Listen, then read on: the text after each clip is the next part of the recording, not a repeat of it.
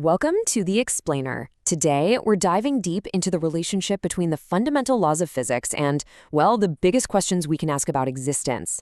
How do the unshakable rules of our universe connect to our search for meaning? Let's get into it. Let's kick things off with this really beautiful, kind of poetic idea. It's a great way to frame our whole discussion today, because it gets at the sense that there are fundamental, unchanging rules woven into the very fabric of reality, rules that govern everything. So, what exactly is this breath when we talk about it in scientific terms? Well, we're talking about the absolute bedrock of our physical world, what are known as the ontological physical constants. These are basically the foundational numbers of the entire cosmos. I mean, just take a look at this list for a second. These are the universe's non-negotiables, right? Values like the speed of light, the strength of gravity, they're not suggestions. They're measured values that seem to be precisely the same everywhere, defining exactly how matter, energy, and forces all play together. Okay, so that brings up a really fascinating question. Does every single formula in physics actually rely on these specific universal numbers? You might be surprised to hear that the answer is no. Turns out we've got a couple different types. On one hand, you have the classics, like Newton's F equals ma, which describe the world we see every day perfectly well without needing to get into the weeds of quantum mechanics. And then, on the other hand, you have these pure ratios, dimensionless relationships that work no matter what units you're using. They're universal in a whole different sense. You see where this is going, right? All of this leads physicists to chase after a massive question. Could there be a single, even more fundamental, master law? One equation from which all these constants and rules just naturally fall out? And that is the holy grail of theoretical physics. It's the search for what they call a theory of everything, or TOE for short. The idea of a single principle that could describe every physical thing in the universe.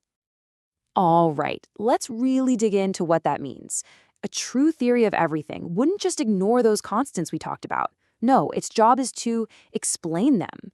It would finally show us why the speed of light is what it is, proving it's not just some random number we measured, but a totally necessary consequence of how the universe is built. But let's just imagine for a second. Let's say we found it. We have the TOE. What would its philosophical limits be? Could a single formula, no matter how powerful, truly explain, well, everything? To get at that, we gotta go back in time a bit, to the philosopher David Hume. He pointed out something really clever. We see one thing happen, then another, cause, then effect. But he argued we never actually see the necessary connection, the invisible force of causality itself. We just get used to the sequence. Now, this is where a theory of everything could be a really powerful answer to Hume. It might show that causality isn't just something our brains made up. Instead, it could be a mathematical necessity, a fundamental rule baked right into the fabric of space-time that says one thing must follow another. But here's the kicker. Centuries before Hume, the philosopher Al-Ghazali offered a totally different take. He argued there is no necessary connection between cause and effect, because a divine will is what recreates the order of the world at every single instant. In his view, fire doesn't cause the burn. God creates the burning at the moment of contact. This philosophical back and forth brings us face to face with the ultimate scientific problem. Even if we had a perfect theory of everything right in our hands, how could we ever be absolutely 100% certain it's the final word? So, first off, how could we ever prove that our theory is truly the last one? How do we know it isn't just a really, really good approximation that some physicist 200 years from now is going to improve upon? And second, here's a big one. All of our tests and experiments are stuck here, in the observable universe. We can't ever know for sure if the exact same rules apply billions and billions of light years away, beyond our cosmic horizon. And that right there is the heart of the issue, isn't it? To get absolute final proof, you'd have to make an infinite number of observations across all of space and for all of time, which is, just a little bit impossible for us. So, this is the crucial point. This fundamental impossibility of ever reaching absolute scientific proof has some pretty profound implications for how we think about the whole science versus faith debate. A theory of everything, even a perfect one, can't scientifically disprove Al-Ghazali's theological view. And why not? Because science, by its very nature, can never claim with 100% finality that it's found the ultimate law. There could always be an anomaly, a miracle, hiding just around the corner. This shows our theory is incomplete.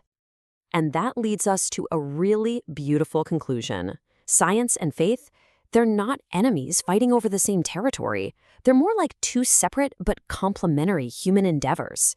Science is amazing at explaining how the universe works, but faith and philosophy are about exploring why there's a universe here in the first place.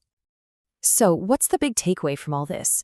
Maybe it's that our quest for knowledge, what we can know and prove, and our deep search for meaning, what truly is, are destined to coexist. And perhaps the real beauty isn't in finding a single final answer, but in appreciating that eternal, ongoing partnership.